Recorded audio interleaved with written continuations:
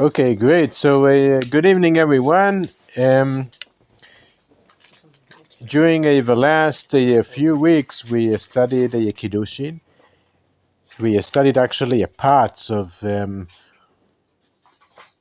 first chapter, and now what we're going to do this evening is we're going to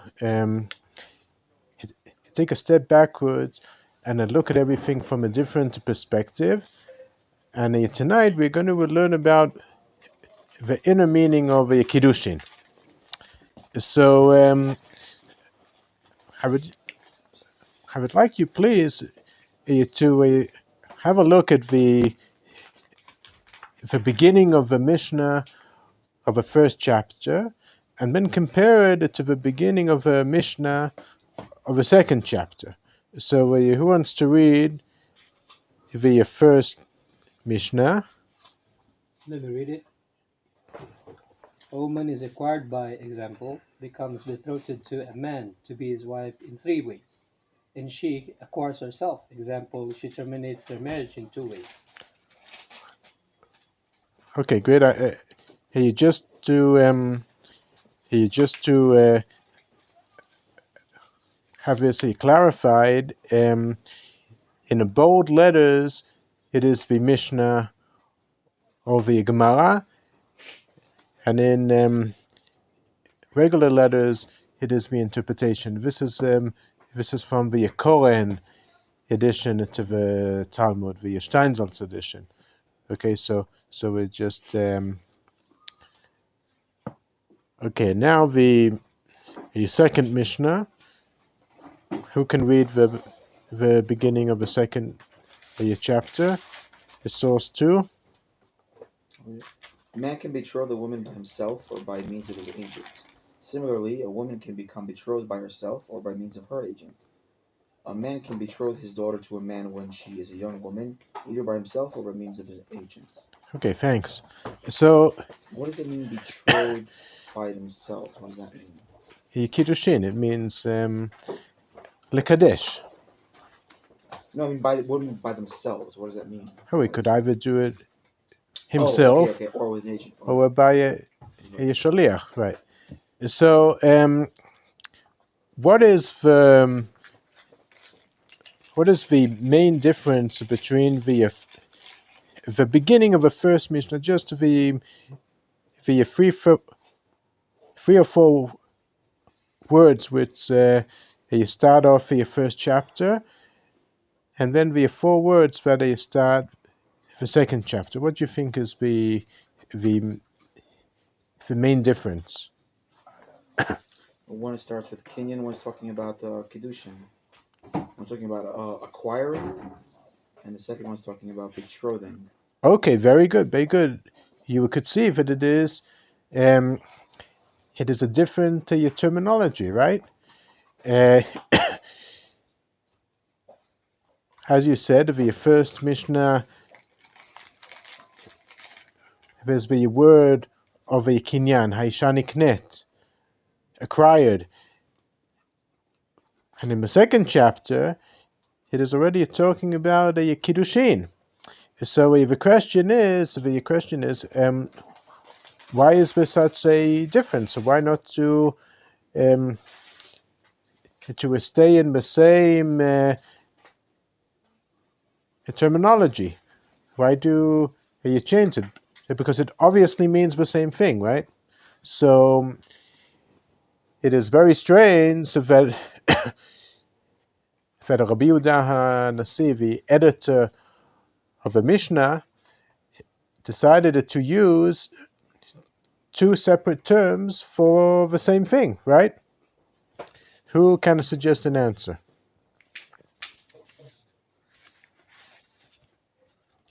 There's more than one way to betroth, and only one of, or maybe Kenyan is necessary before Kiddushin? Well, that is a possibility, but the answer is no. There is no halachic difference between them? Yes. The only difference that I see between them is the second one, Mekadesh, there is a common of Kedusha. It's more in, there's the Kedusha in it. It's like sanctify something for yourself. Sanctify. Okay, very good, very good. You are talking about the what a Kiddushin means. So you are actually strengthening the question.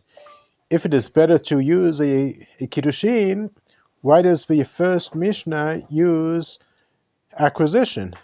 And it is also very strange to use Kona, Niknet, acquisition, because it doesn't seem like it is a proper to use this term for something so Maybe all three together are Mekadesh. so holy as marriage. What? The three ways of Kinyan, all together they are making the Kiddushin. It's like Mekadesh. When we have all the three All parts, together. But it is a yeshuva that one needs all of them, but the question is, why do you use two different terms which they mean the same thing? So this is the question. This is the question that we are going to talk about today, and the answer is we could read it in Gemara. We are just going to skip. We're just going to skip to source 7. Okay. Who wants to read it? I got it. 7. The Gemara asks, what the Mishnah teach there? The next chapter, a man acquires. Gemara explains, initially, Mishnah taught using the language of the Torah, which betrothal is called taking, and ultimately, next chapter, it taught using language of the sages. What is the reason that betrothal is called Kiddushin? Literally, consecration. In language of the sages, the reason is that through betrothal, a husband renders her forbidden to everyone like consecrated property. Therefore, this act is referred to as consecration. Thank you. So, who could explain the answer to the question that we just asked according to the Gemara?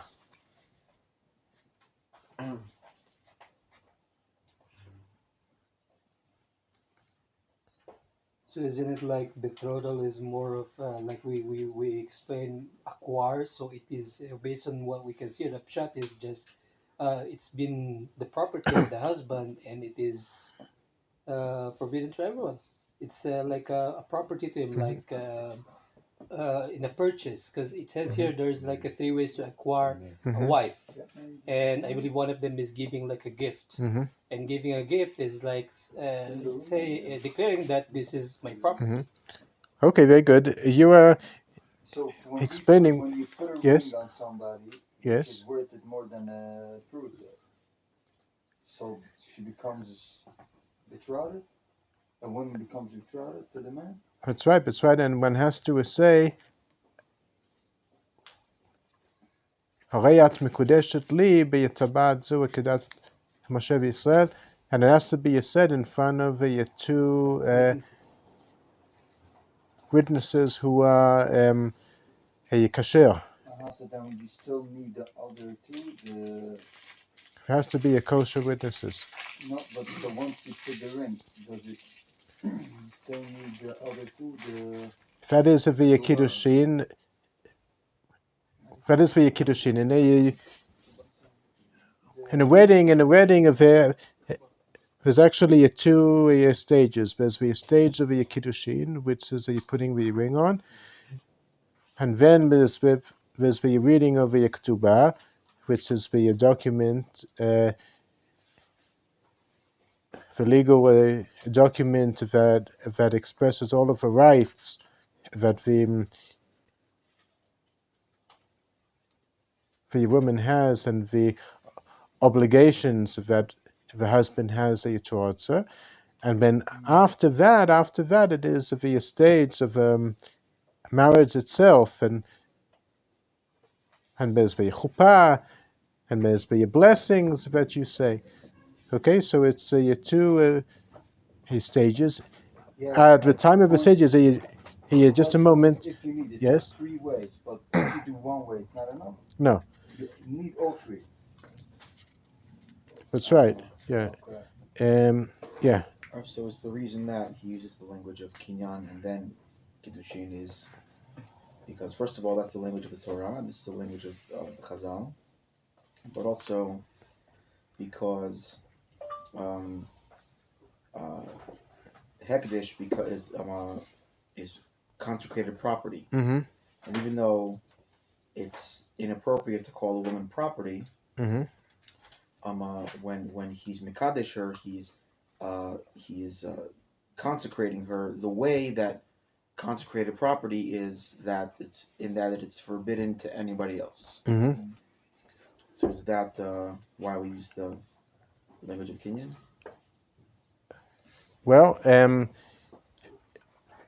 partly the question that we asked you before is why does the Mishna change from using a kinyan to a kiddushin? And the answer that the Gemara gives, he says that a kinyan is the language, the terminology of the Torah, and the kiddushin is the language of the sages. So the first Mishnah is written according to the language of the Torah, and the second chapter in the Mishnah there, it is written in the terminology of the sages. So what does the language of the sages mean, a kiddushin? So it is, as you said, that it is like a hekdesh. Hekdesh means when somebody sanctifies something to a higher cause. It is for the temple. So kiddushin, it comes from the word hekdesh. Okay, now let's just say here, talk a bit about that. Here's a pen here. Oh, thank you. You use mine. So let's just say you talk a bit about this, about the idea of a hekdesh. Let's just say you zoom into here, and let's read again the middle of the source 7. And what is the reason that before is called a kiddushin? Could somebody continue? Where is it? Middle of the source 7. And 7? what is the reason? Yes. Gemara asks, but let the Mishna teach here in the next The middle. chapter. A man acquired, Gemara explains, initially Mishna taught using the language of the Torah, in which betrothal is called taking. And ultimately, in the next chapter, is taught using the language of the sages. And what is the reason that betrothal is called kiddushin? Literally, consecration in the language of the sages. Someone can elaborate. I don't really understand. The reason is that through betrothal, the husband renders her forbidden to everyone like consecrated property. Therefore, this act is referred to as consecration. Thank you. So, to explain this, kiddushin, as we said, is like a hekdesh, right? It is like a sanctifying the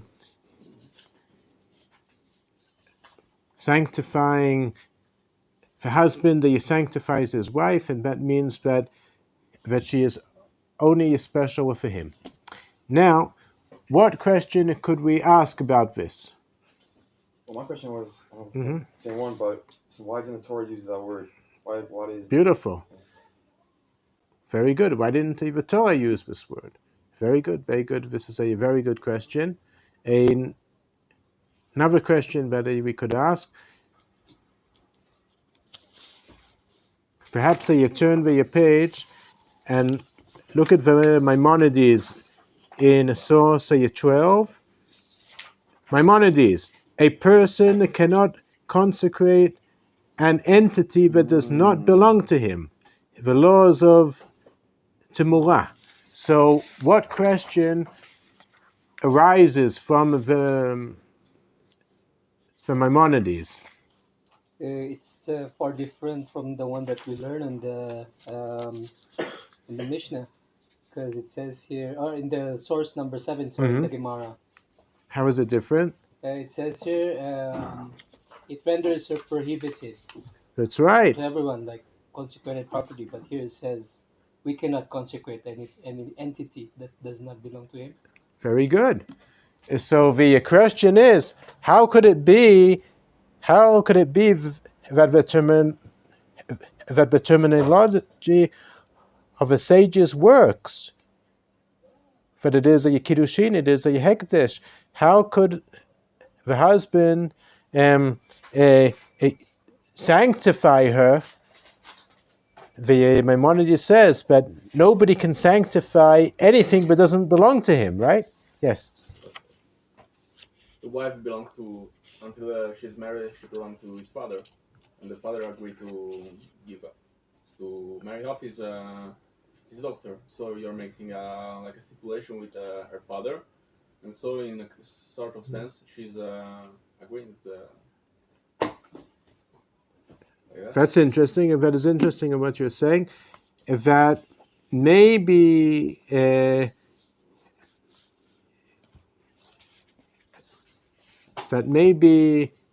true if she is married before the age of 12, but we are talking about a woman who is on her own, like she conducts her life how she chooses. So if an explanation would be true, it wouldn't apply it to this case. So we still have to understand this. How could somebody sanctify something that doesn't belong to him? Somebody could sanctify himself. One could say that he is hekdesh to the temple, but nobody can sanctify someone else. You can't go to somebody in the street and say, "You are sanctified to the temple." It isn't going to make it. Like being a Nazir. It isn't going to make any sense. There is no significance to it. Right, that's why he says, "Hariat mikudeshet li," consecrated to me. So he's not consecrating her in general. Right. So hekdesh in general is consecrated to the Beit HaMikdash, so it's forbidden to everyone but the use of the Beit HaMikdash, or Kohanim. But Hariat mikudeshet li is being mikadesh to the subject. So she's forbidden to everybody else, not to everybody. So after the Kinyan, then comes the Kiddushin, and then so the Kinyan comes first, so he's acquiring her first, and then once she's acquired, then she's consecrated, separated. So what's the problem? Well, seems fine according to the Rambam, right? He can't. Cannot consecrate an entity that does not belong to him. Okay, so he does the Kinyan, then she belongs to him, and then she's consecrated. That would be okay. Using the term Kinyan, but the sages brought in a completely different term of a Kiddushin. But a Kiddushin is it comes from a word hekdesh, which is exactly what the Maimonides is saying, that one cannot perform a hekdesh on someone who is not yourself. So with the question still arises. Are we saying this like we are actually limiting it to maybe a specific thing? If we see the bigger picture, the women can still be performed like regular works. I don't know if this is the Rambam what it pertaining to. Like I mean, she can be like in this. Let's say serving in this house. She's consecrated with the husband, but she can still work. I don't know if this is if that makes sense. I don't know. Well, in any case, she could do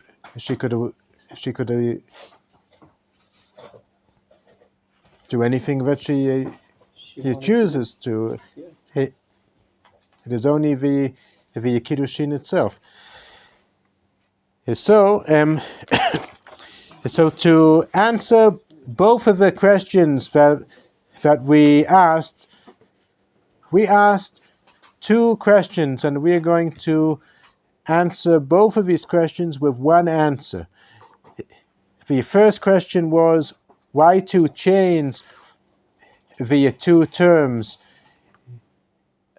Why does the first chapter have the term kinyan, and the second chapter have the term kiddushin? Why they have two different terms?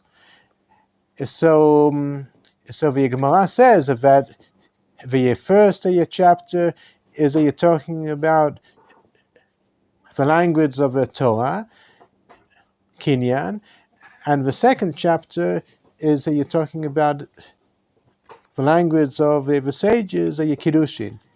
So the question is, why did the sages change the language of Torah?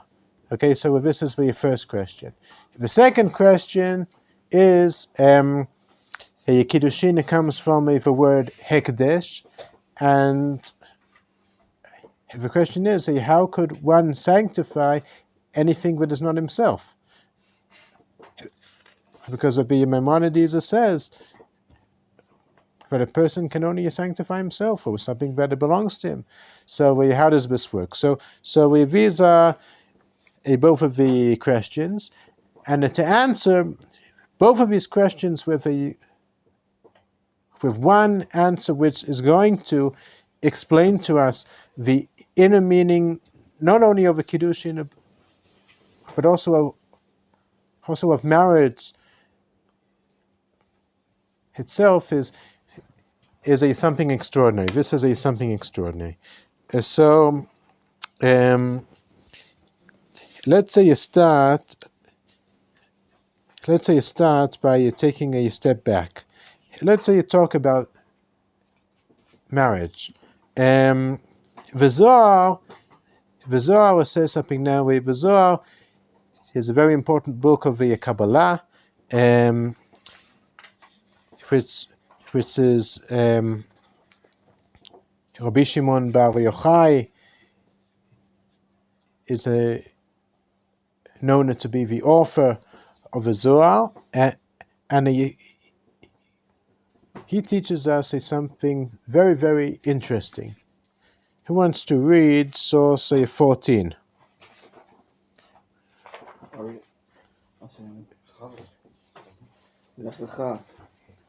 Listen to this, all the souls in the world, which are the fruit of the handiwork of the Almighty. All are mystically one, but when they descend to this world, they are separated into male and female, though these are still conjoined. When they first issue forth, they issue as male and female together. Subsequently, when they descend to this world, they separate one to one side and the other to the other, and God afterwards mates them, God and no other, He alone knowing the mate proper to each. Happy is the man who is upright in his works and walks in the way of truth, so that his soul may find its original mate. For then he becomes indeed perfect, and through his perfection the whole world is blessed.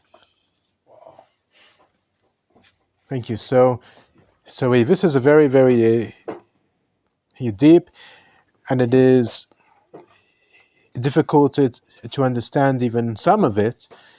The Zohar is very deep, and the simple meaning has got many different dimensions.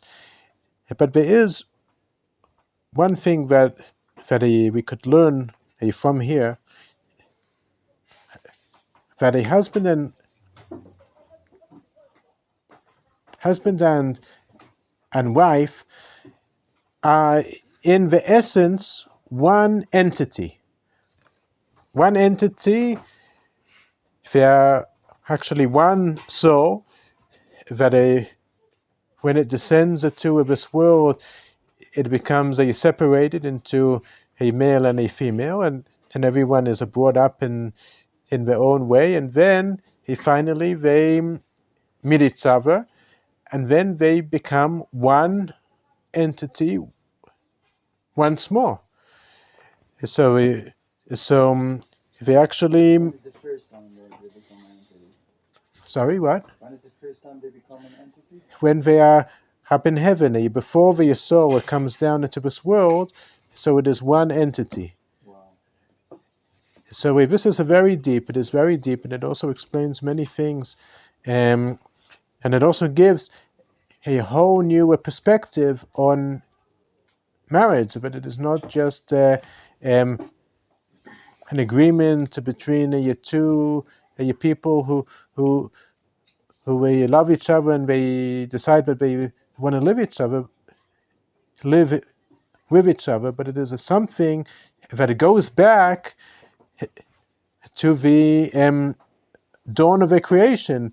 Before they were born, they were one soul, and then they become one entity once more. So it is a complete unity. Yes.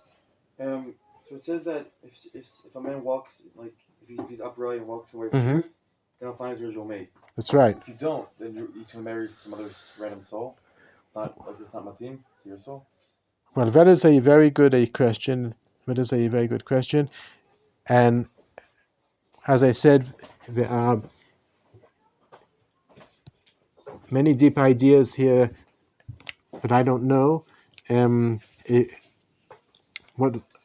what they mean, and I don't know what the answer to that is. Yes. I heard something about this topic that the Abir Yaakov, the grandfather of the Baba Sali, said on this. He says that, and based on the Gemara, that says that a person should get married before 20, which is in Kiddushin. And if a person gets married before age 20, then they will meet their original mate. But the original mate that was intended for them. But there's more than one that is mat'im. I mean, there's just because the person has an original that would be like the most perfect ideal mate for them doesn't mean it's the only person. There are other possibilities that are mat'im. So, even if a person gets married after 20, it won't be their original ideal mate, but it'll still be matim. If two people get under a chuppah, that's a sign. If they get to the chuppah already, that means they're matim. Sometimes things don't work out beforehand. But this is what the Rabbi, not word for word, but something along those lines. But it's important to say that the age, it is different. It is different from the time of the Abir Yaakov and our days.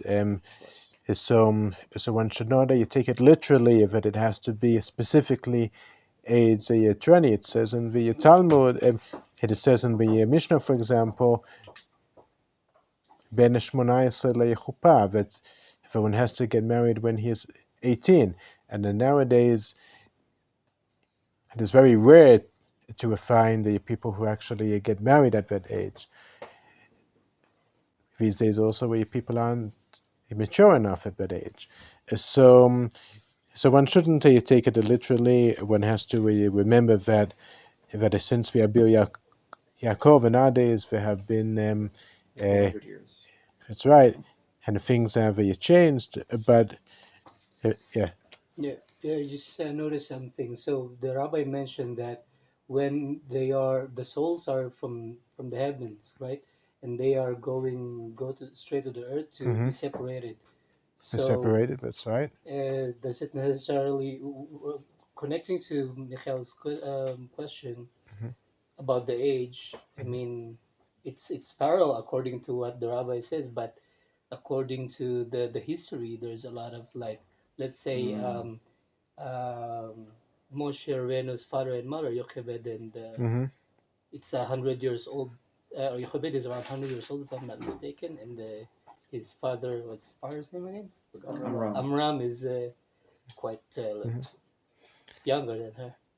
That's right. So you said that the age, it shouldn't be Taken literally. that's right. And also the souls could come down at different times.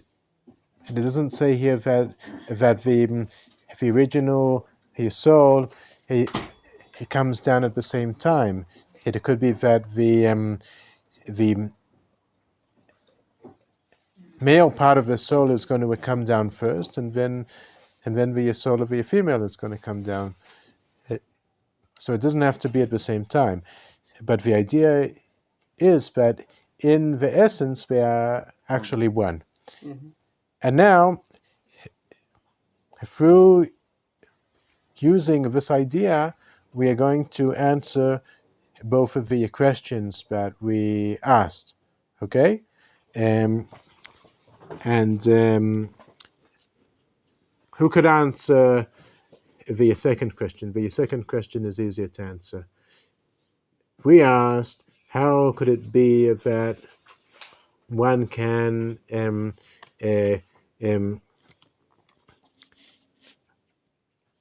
how could the husband do the Kiddushin and the Hekdesh and what was it?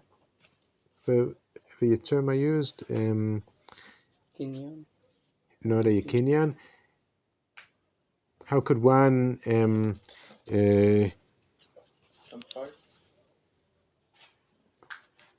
consecrate an entity that does not belong to him? That's right. So according to the Zohar, how could we answer that question? They were the same person, just like they were together from the beginning. That's right. It is true that one cannot consecrate an entity that does not belong to him, but he could concentrate. He could consecrate himself. He can sanctify himself, right? He could do a hekdesh on himself. And the moment that the woman agrees to accept the Kiddushin, she becomes, she actually shows that they are one entity. And if they are one entity, it is possible to sanctify oneself. Understand? So this is how we answer the second question. No question, Rob? Yes. It's probably kind of like this question I asked before. Yeah.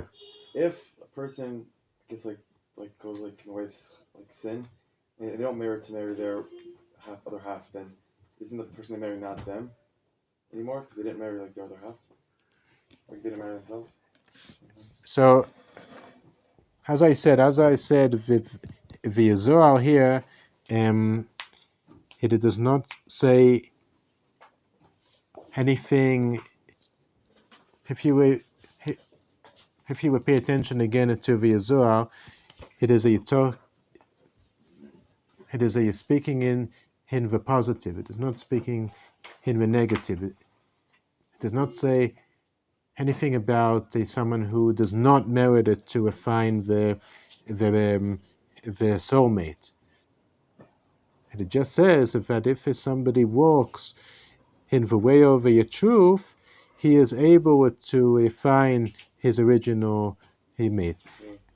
And perhaps I am going to say something regarding the pshat. Okay, regarding the pshat, I am not going to talk about any secrets here because I don't know them. but according to the simple ways, according to the simple way, like you pay attention, it says, "Are you happy as the man who is upright in his works and walks in the way of a truth, so that his soul may found its original mate." Now, on the simple reason, on the simple explanation, so it could be said like this: that, let's say that somebody wants to get married, and he meets all kinds of girls, and there are girls who, let's say that he meets a girl, where you go on a date, and then he decides not to continue, not to meet her again. And he decides that from the wrong reasons, he's not walking in the way of the truth. He decides because of all kinds of external reasons, but he doesn't want to. He doesn't want to remarry her. And it could be that actually she was intended to be his soulmate. And then he lost his opportunity, not because of all kinds of mystical reasons that we don't understand, mystical calculations, but because of himself, but he did not walk in the way of the truth. So this is something that could happen if somebody does not, if he is not a true to himself. There's an interesting story that I hope that I remember all of the details, but there was a famous rabbi who met a girl, and he wanted to marry her, but she didn't agree but she did not like how he looked, but he was a hunchbacked. So he told her that I would like to tell you something.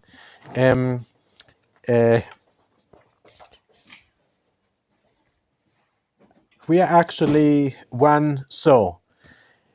And you were decreed to be hunchback, but I prayed that I should be a hunchback. That's I right. thought it was That's right. him being lame or something. There's There's a few versions for that story. There's a story. I heard a story So- of a guy who became paralyzed and something, Mhm. and he met a woman and he wanted to marry her, but the woman didn't want to because she was paralyzed. And he told her that the reason why I was paralyzed because I was told that my wife was going to be paralyzed. So I prayed that it shouldn't happen upon her. Mhm. Instead, it happened upon me. That's right. So that is a famous story that it shows that sometimes the external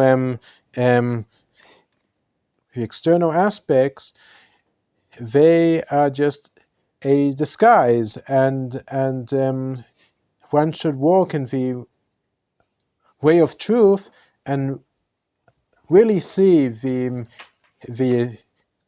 to the soul, and then not to only pay attention to the external looks. So this is just an example, but of course, the Zohar has a deeper aspects and a deeper understandings which I do not begin to know, but this is just according to the pshat, just according to the surface. Okay, so we answered the second question, right? Right. answered the second question, how could one sanctify something that is not himself or belongs to him? And the answer is that when the woman accepts the Kiddushin, she actually shows that they are one entity, and then as he can sanctify himself, he could sanctify her because they are actually one.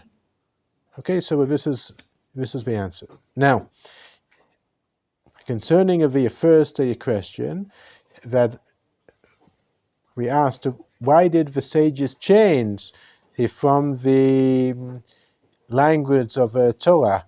The Torah used the language of a Kinyan, and the sages used the language of a Kiddushin. Why did the sages change it? So the answer is that the sages always, even if it seems like a change, it is actually the inner meaning of the language of the Torah. And we are going to explain how this is so. And this is something very interesting.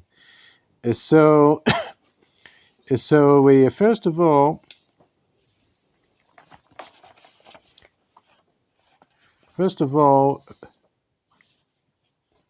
we have to go back and understand the language of the Torah. Okay, so if you could please go back to the first page, and this is learned from a Gezerah Shava. Now we talked about the term Gezerah Shava in the previous lessons, but we are just going to explain what it means. A Gezerah Shava means it is an important midrashic principle which is applied to learn laws from one verse to another verse through using key words. Okay, so key words. We are going to pay attention to the key word over here. So, if you look at the Gemara in a source free, who could read a source free? Let me read it. I'll read. Yeah, go on. Welcome. The Mishnah teaches that a woman can be acquired in 3 ways. The Gemara asks, what is the difference here that this Mishnah teaches? A woman is acquired using the language of acquisition, and what is different there? In the beginning of the next chapter 42a, which teaches a man betroths using the language of betrothal. Mm-hmm.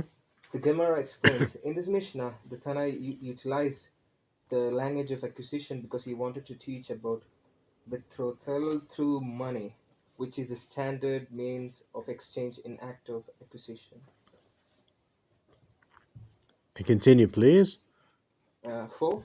Yeah. Yeah. 4 and 5. Okay, the Gemara continues its explanation. And from where do we derive that the betrothal is accomplished by means of giving money? It is derived by the means of a verbal analogy between the term That is the Gezerah Shava, yes. expressing taking stated with regard to betrothal, and from the term expressing taking with regard to the field of Ephron. How so? It is written here with regards to marriage. When a man takes a woman, Deuteronomy 24 verse 1. And it is written there concerning Abraham's purchase of the field of the cave of Bela from Ephron the Hittite. I will give money for the field, take it from me. Genesis 23 verse 13. This verbal analogy teaches that just as Ephron's field was acquired with money, so too a woman can be acquired with money. The Gemara continues, and the taking of Ephron's field is called an acquisition in the Torah, as it is written with regard to the same issue, the field which Abraham acquired, Genesis 25 verse 10. Okay, thank you very much. So, the idea is that it says but it says the word yikicha. Okay, yikicha means taking. Okay, this is a yikicha, a key word. Okay, a key word. Kicha. So it says a kicha in a connection with marriage, and it also says a kicha in a connection with a buying of the field of a fraud. And because what these are key words appear in both verses, we can learn the same law regarding a both, which is that the yakinyan is with money. Okay? So we learn from here that marriage, the yakinyan of marriage is made with money. Now it doesn't have to be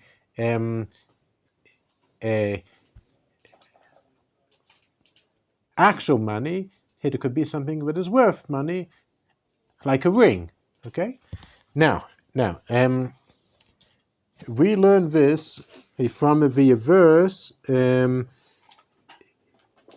when a man takes a woman, okay?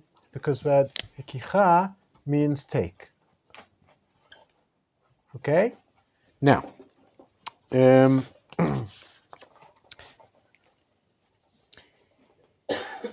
in order to understand the inner meaning of a terminology of the Torah,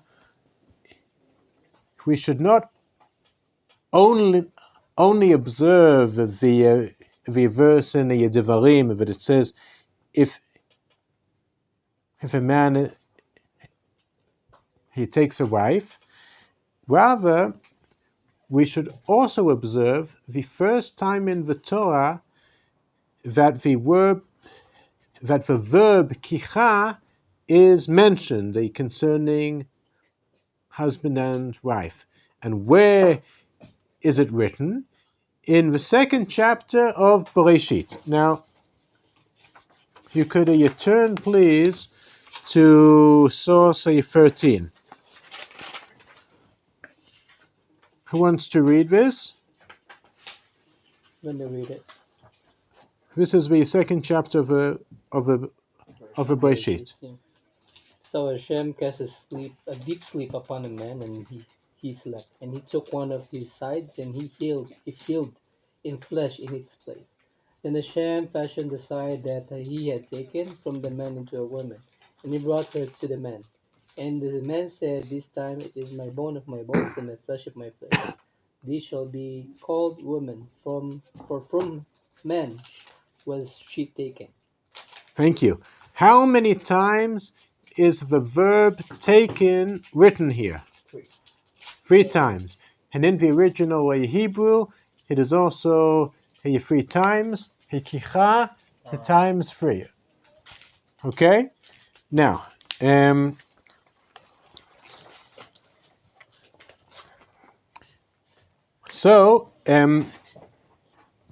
this is something very interesting because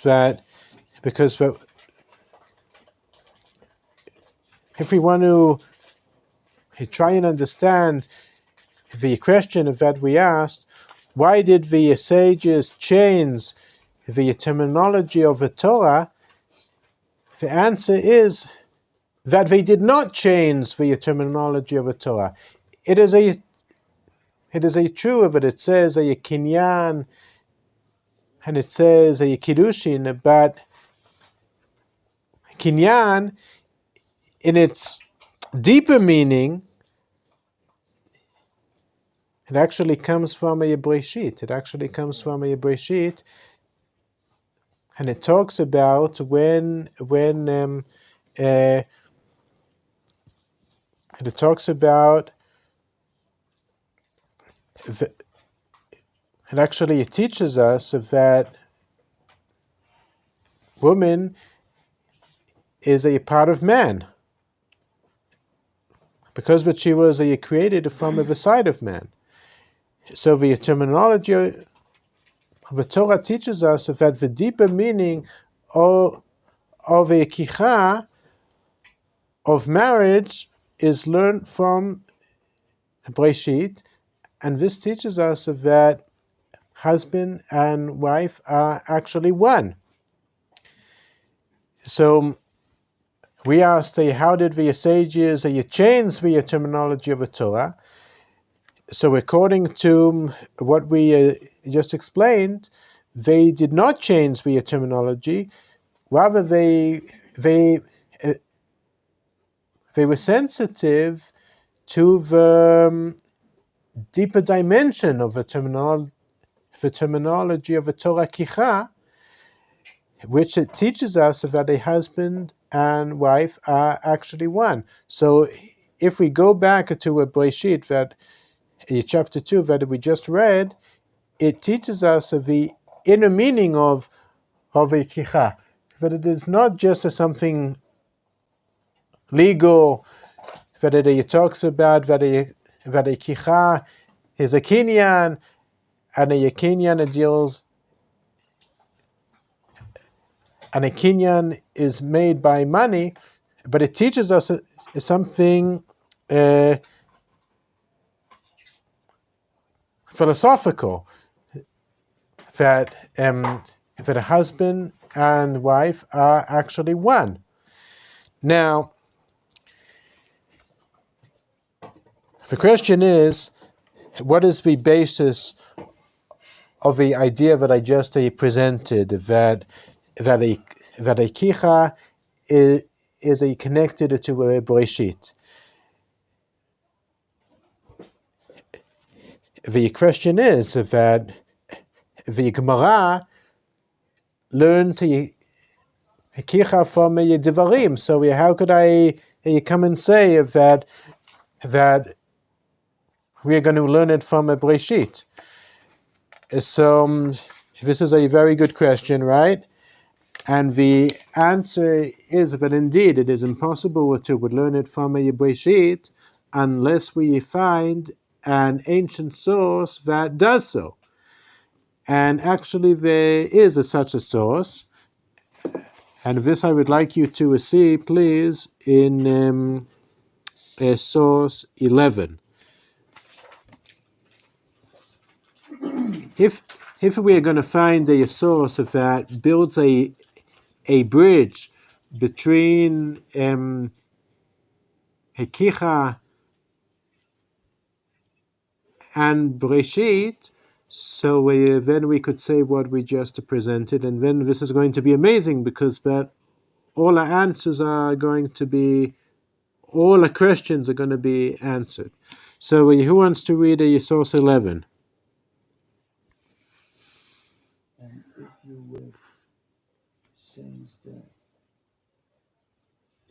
in accordance with whose opinion in this Mishna which teaches Derek, it is in accordance with the opinion of Rabbi Shimon, as it is taught in a Beraita. The Rabbi Shimon says, for what reason did the Torah say when a man takes a woman, Deuteronomy 22:13, and did not write when a woman is taken by a man? Because it is the way, derech, of a man to pursue a woman, and it is not the way of a woman to pursue a man. The Gemara cites a parable of a man who lost an item, who searches for what? Certainly the owner of the lost item searches for his lost item, not the other way around. Since woman was created from man's lost side, the man seeks that which he has lost, to allude to... Okay, thanks. Thank you very much. So this is the source that we were looking for. This is the source that actually builds the bridge between Kicha and Breshit, because that what Rabbi Shimon Bar Yochai is actually saying he is actually returning us to the Zohar that man and wife are actually one. They are actually one entity, and this we therefore that when a man is searching for his wife, it is a parable of a man who lost an item, right? And he is searching for his lost item. What is the lost item? No, the That's right, but the ribs. in the Breshit, it is the ribs, right? So the Gemara is bringing us back to Breshit, right? Wow.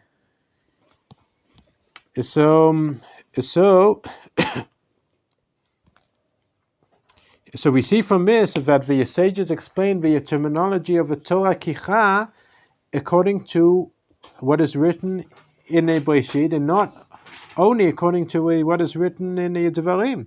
So we could learn from here that the terminology of the sages is not different from the terminology of the Torah.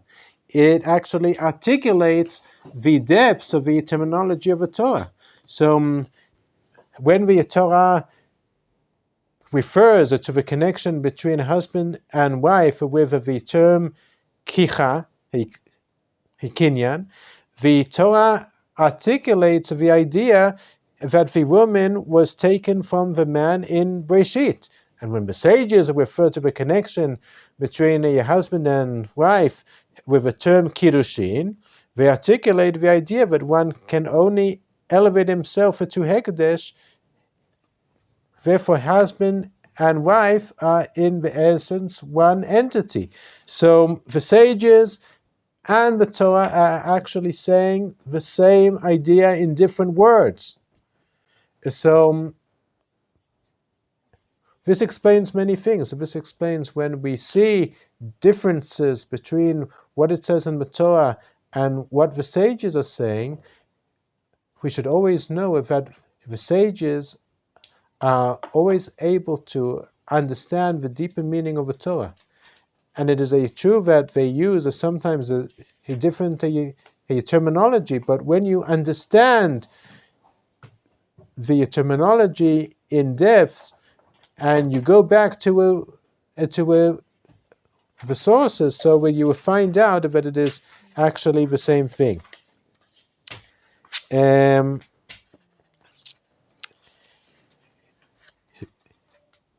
So this is the idea that I wanted to share with you,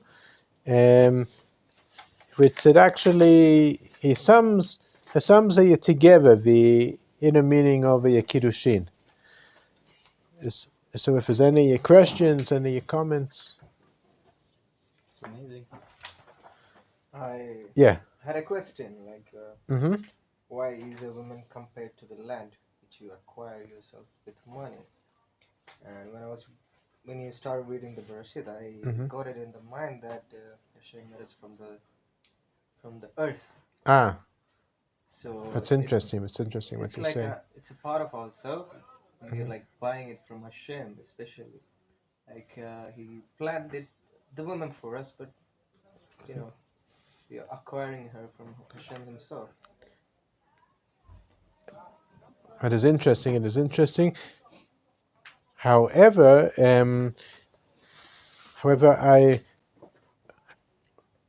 I must say one correction of that. Man was created from the earth, but the woman was created from the man's bones. So that is an important distinction. Yeah. There is how much a person should pay for a ring?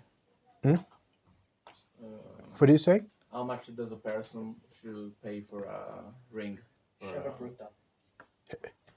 have a. Well, there's a minimal there's a minimum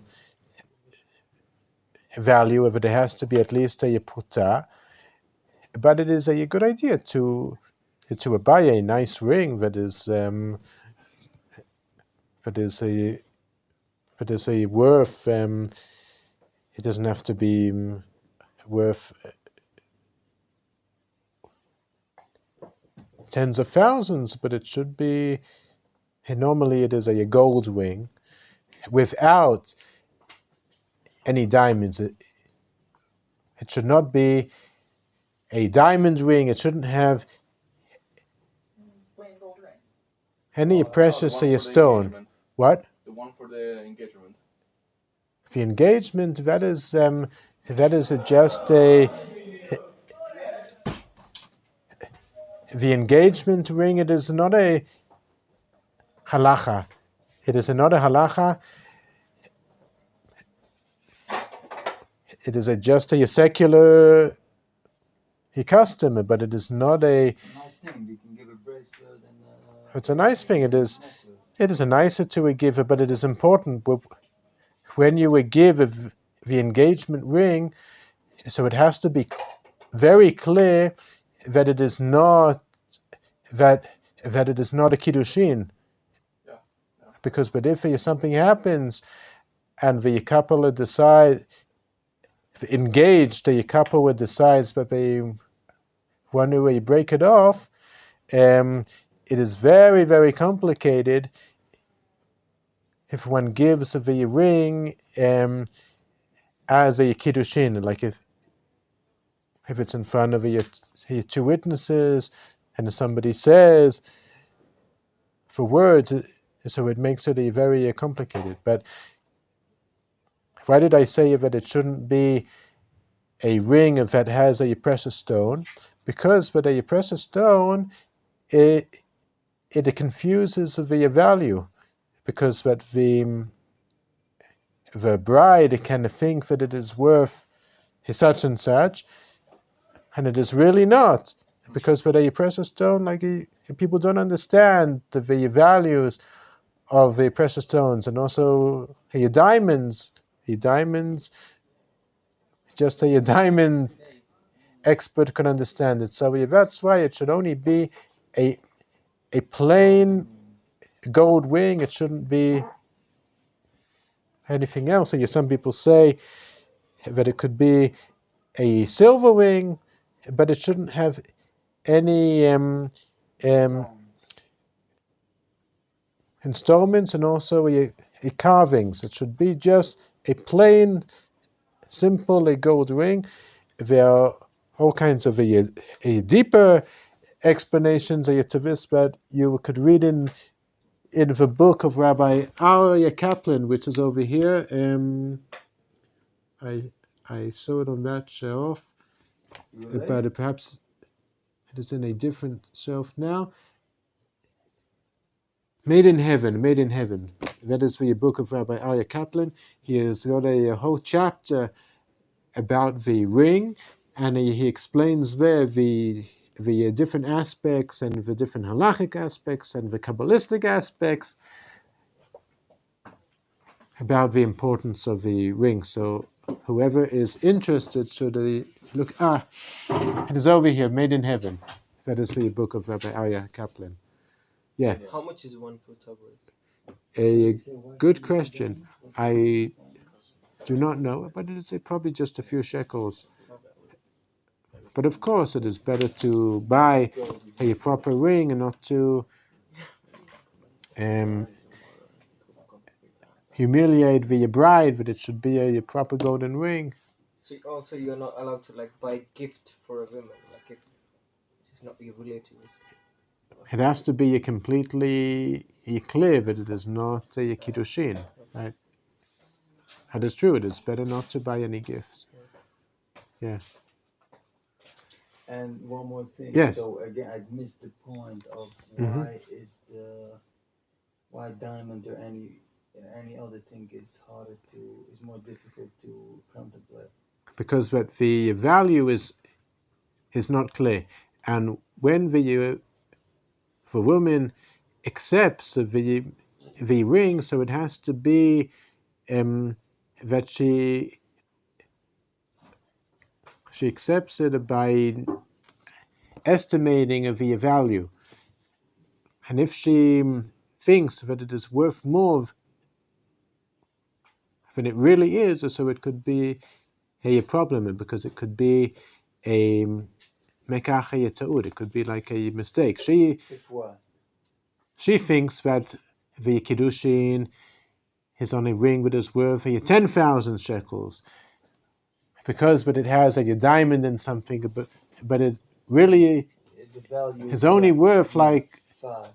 just 1,000 shekels, so it's a very big difference. And it could be that she could say, if I would have known that it is only 1,000 shekels, it could be that I wouldn't have agreed. There could be cases like this. So that's why, according to the halacha, it should be just a plain, a simple golden ring. Yeah. Okay, great. So, Wow, it's amazing. good evening, everyone.